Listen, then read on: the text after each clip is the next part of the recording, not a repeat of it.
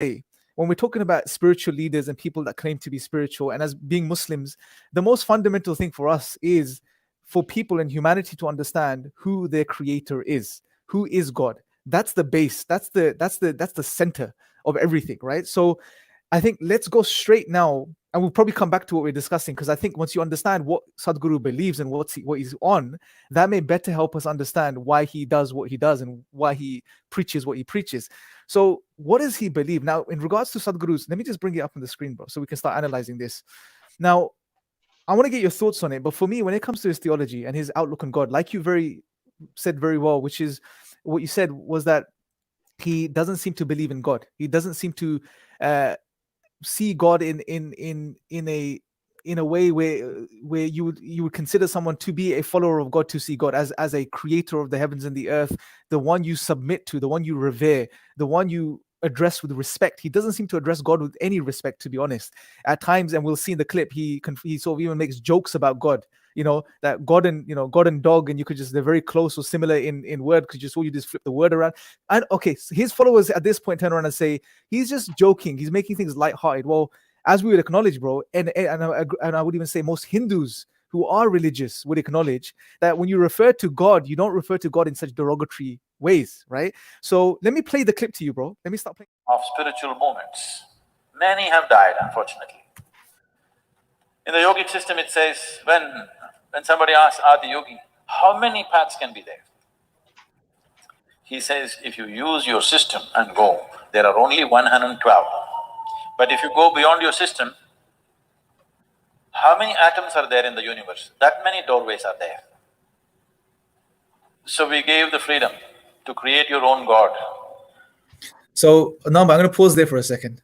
Yes. So he's referring to the yogic system, and he said that we gave them the freedom to create their own God. There are unlimited number of paths, right? And you can make your own paths as you go along. What do you think about this idea? Let's say, this isn't unique to just the Vedic system. This idea is predominant globally among certain cultures and traditions, which is making your own God, having your own path. What do you make of this, bro? No wonder he's so popular. No wonder he's so popular around the world. All sorts of people listen to him. People who don't want to follow any organized religion. In many cases for the right reasons, because some of the organized religions don't make sense. Some of them do not make sense. And this confusion causes people like Sadhguru to become more popular because they offer a different solution. And the solution they offer is just enjoy. Mm-hmm. Go and have a party. Don't worry. Just live the life as you like, right? And create your own system. Yes. Okay. Now, the problem with that is, you see, because not everyone is sensible enough in this world. Not everyone is educated enough to create the right system for themselves, because we are limited by experience. And Sadhguru actually acknowledges that. In other videos I've listened to him, where he talks about the limit of our knowledge, our experience, our lives, and generally our perceptions. Okay, we have very limited lives, and that limit imposes the limit of knowledge upon us, right? We cannot acquire all the knowledge, the ultimate knowledge of life. In fact, he himself states that it is impossible for you to study life. Okay, he says even if you were given a life of 1,000,000 years, it is impossible for you to understand life. If that's the case, using his own theology or his own philosophy to understand his own views, if that's the case, then how can you allow people to create their own gods? It is clear that they will make errors. Mm-hmm.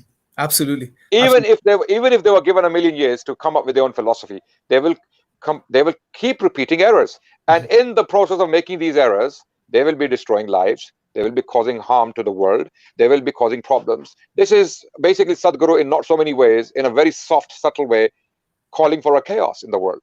Okay. So imagine 7 billion people had their own 7 billion gods. And everyone said, my God, because I think my God is this way, then my God is right. Right? Yeah. It would lead to destruction of a massive scale. And this is what happened in the 20th century. Everyone created a god of their own. Communism, okay, communists had their own god. When I say god, I mean the system. Some people create a system of their own. Then we had the fascists, then we had the capitalists, then we had different strands of Marxism in different places at different times, and then we have now the rise of Hindutva, okay, in India. So if people start to do these things in different places at different times, when will we learn? When will we learn from these experiences? These experiences lead to mass destruction. And that's why people like Sadhguru are not thinking very deep about this. What you want, Basically, it's a hedonistic philosophy. Yeah. It's a hedonistic philosophy, pursuit of pleasure. Mhm. Just please yourselves. Just go and do what you want. Okay, in the process, if you're hurting people, it doesn't really matter. As Yeah. long as you don't get caught, keep doing what you want. And that's it.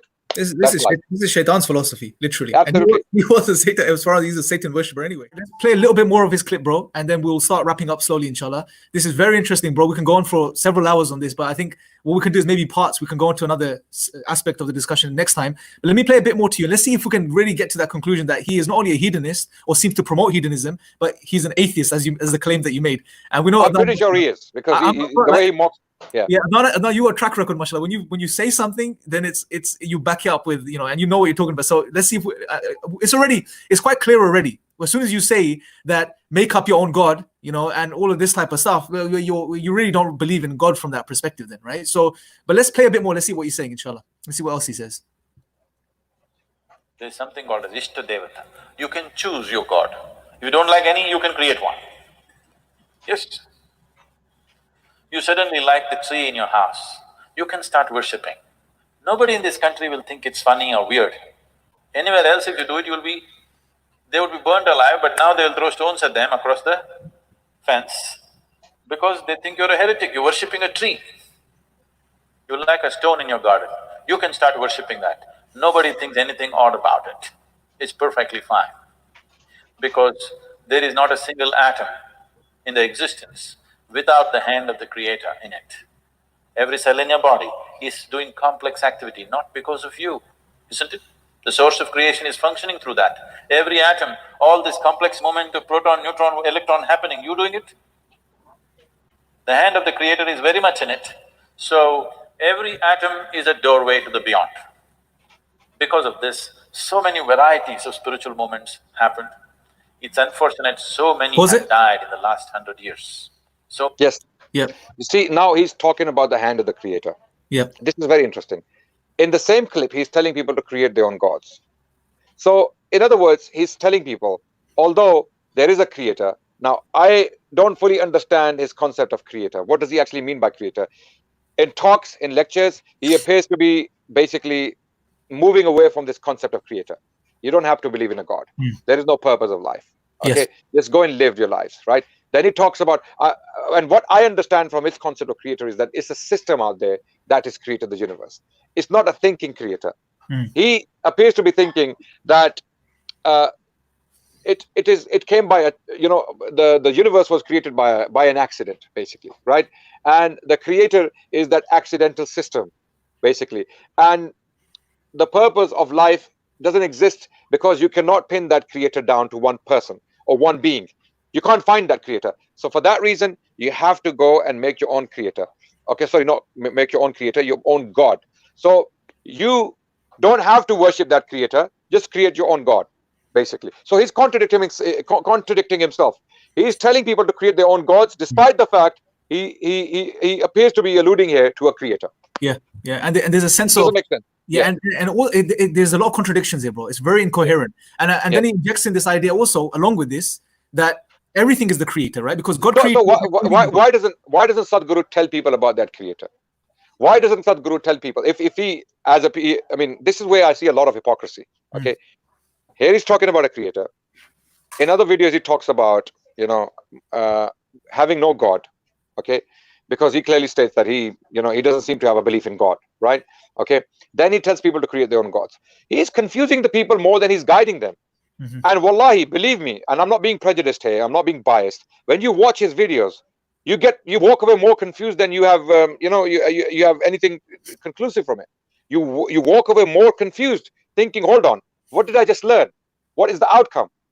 How does it help me become a better human being? How does it help me become a better person? None of that. So let's move on with his It's unfortunate so many have died in the last 100 years. So many. But still the variety is fantastic. How many of you been to places like Kumbh Mela and things like that? Been to Kumbh Mela? The big one that happened in Allahabad, have you been to that?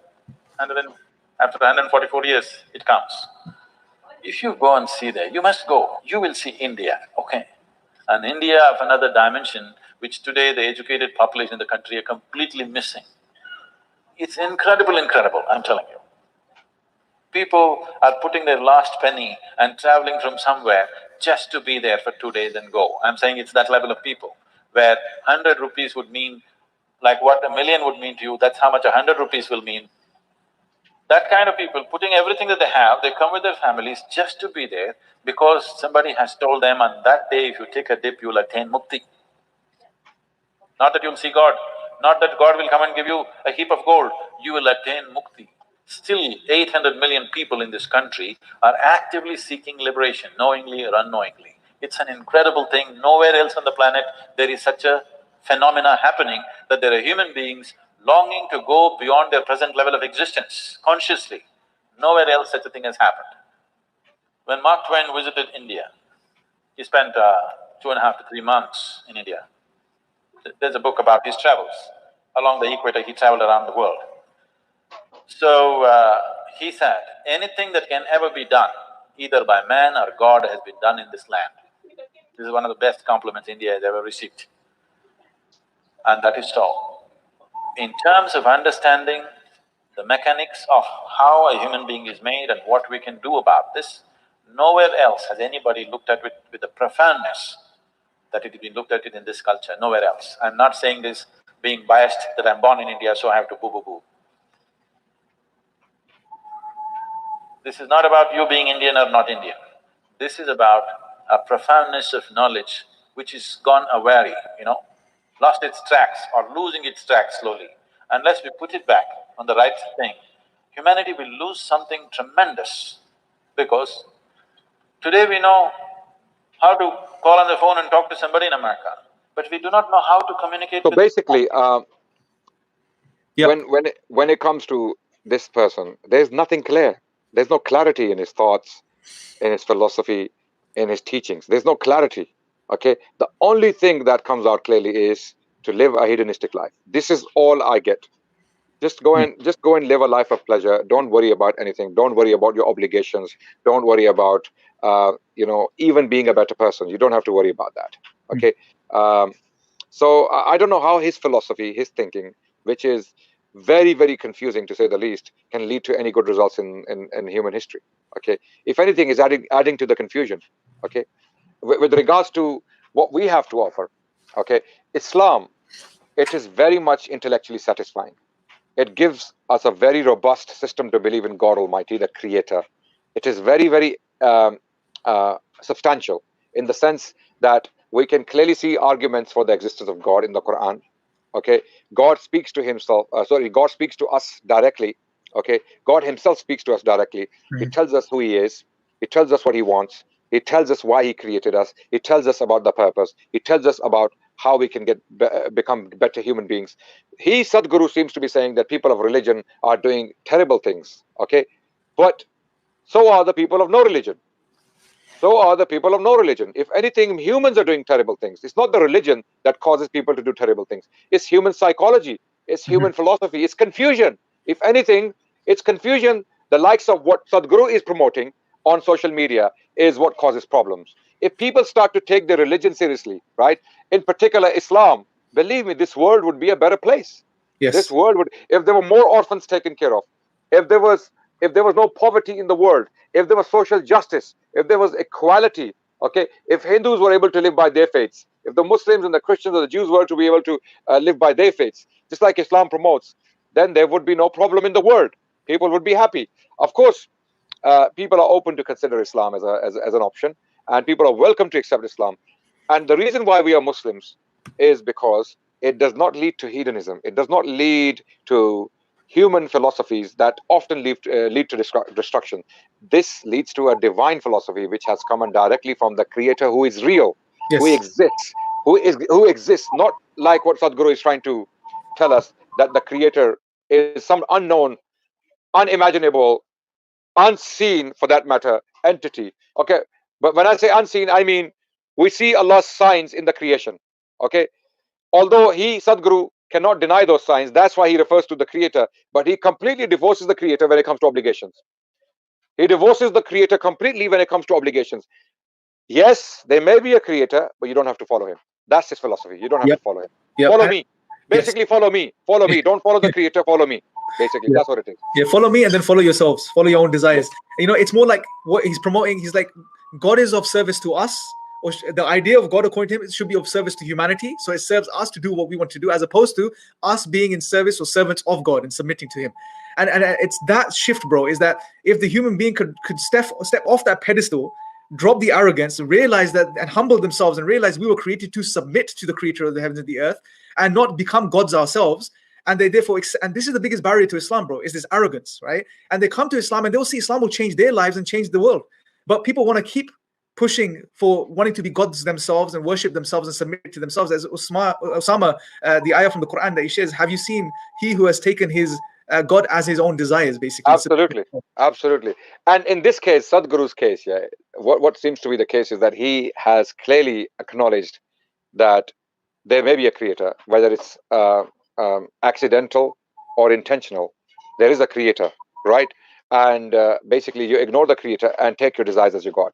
Just worship your desires. Create your own God, because the God you will create for yourself, as he is clearly indicating, that God is going to be the God of your desires. Period. Humans will create their own gods by their own desires. Okay, if someone likes to smoke and drink and dance and have a party, that's the God you will have. Your God will be telling you, go and have a party, man. Go and sniff cocaine. Go and have binge drinking parties, and go and do what you want in life. No problem. Yeah, no different from as an atheist would live, or just a non. No, not all atheists live like that. There are atheists who don't live like that. They don't follow either hedonistic philosophies. Some atheists are minimalists. They are minimalists. They live very simple, ascetic lives. Some atheists may even be spiritual, right? But this kind of philosophy, the philosophy Sadhguru is promoting, is purely hedonistic. Yes. Create your own God. Don't think of a purpose in life. Just live lives. Yes, interesting distinction, because although if you logically follow through with atheism, it leads to there is no meaning or purpose, do what you will, but most of them don't live like that. They live with some sort of alternative philosophy, such as minimalism, etc. But what he's directly promoting is to do what you wish, but with a small injection of spirituality, just to keep people going from a fitri perspective, subhanAllah. I think that's some very deep insights, bro. And look, I want you to wrap this up, bro, because I know there's probably loads of Hindus that are going to watch this live stream too at some point, right? Now, we want to clarify, we're not generalizing and saying this is Hinduism, right? Like you said, there's many different factions, ideologies. It's not Hinduism. Yeah. Yes. So this is a very specific group of, especially what you addressed earlier, a very specific faction of people who associate with Hinduism. Like you said, it's the ISIS of Hinduism from that perspective, right?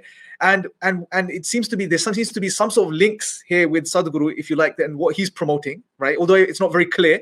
And on top of this, more specifically, if you're looking for someone to follow for your spiritual guidance in life, this guy is probably not your best bet, because as we've seen, there's so many contradictions in what he's saying, and all he's doing is he's repackaging what you already have as far as an outlook on life in the 21st century, and just adding a bit of spirituality to it, and therefore not really giving you anything new, right? So if you really want spirituality, if you really want to find God and the creator, what we're saying and what you're saying is come to Islam, because Islam will give you what you're really looking for, right? Absolutely. Islam will give you the satisfaction of the mind. It will intellectually satisfy you about the concept of God. It is a tangible concept. It makes perfect sense. Okay, it is real. It is not man-made. We haven't made the concept of God. Rather, it is the God himself, the creator himself communicating with us via the Quran, through the Quran. In the Quran, he tells us what he wants from us. He wants us to worship him. He wants us to acknowledge him. If he is the creator, if he's that all-powerful being who created the universe, who created the solar system, who created the sun and the moon and the star and the planet Earth and all the creatures and the species within the planet Earth, then he deserves acknowledgement. Okay, he didn't just create you and leave you to fetch for yourselves. He didn't just create you to go and kill yourselves by sniffing cocaine or to smoke ganja and womanize. Okay, he did not create you for this, because he gave you intelligence, and the purpose of intelligence is to recognize him and to worship him, to surrender in front of him. And what does worship actually mean? Is it rituals? Is it going and bathing, in holy water? Or like, some people think when we make wudu, the Muslims, we are bathing in holy water. No, it's not about rituals. It's about being kind, being generous, making this world a better place, removing poverty, removing oppression, removing dhulm, removing inequality, whether it's social injustice or whether it's injustice against a particular racial group, or for that matter, anything. Islam leads to the dignity of humanity in the true sense of the word. The true sense of the word. Islam's give dignity to humans. Allahu Akbar. If we adopt it. And because that's the reason is because it comes from the creator himself. It is pure. It is divine. Okay. And that same God spoke to people previously. I'm pretty sure even in India, prophets might have come.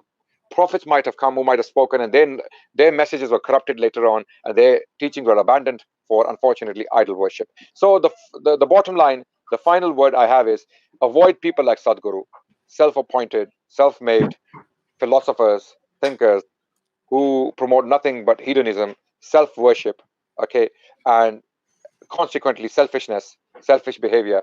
Rather, focus more on the creator, the God who created you. And if he created you, he cannot be someone who just created you and left you to live by yourselves. Rather, he gave you a system to live by. If he can create intelligent beings like you, then he's far more intelligent and wiser than you ever may be. And if that's the case, then you must surrender to his wisdom. And his wisdom is in his revelations. And his revelations can be seen clearly in the Quran. Okay, you can see that the Quran leads directly to that God. And once you act upon the Quran seriously, you will be a good husband. You'll be a good father. You will be a good neighbor. You'll be a good servant. You'll be a good master. You will be a good boss. You'll be a good worker. You'll be everything. All these things are taught to us in Islam comprehensively, and we become better human beings as a consequence.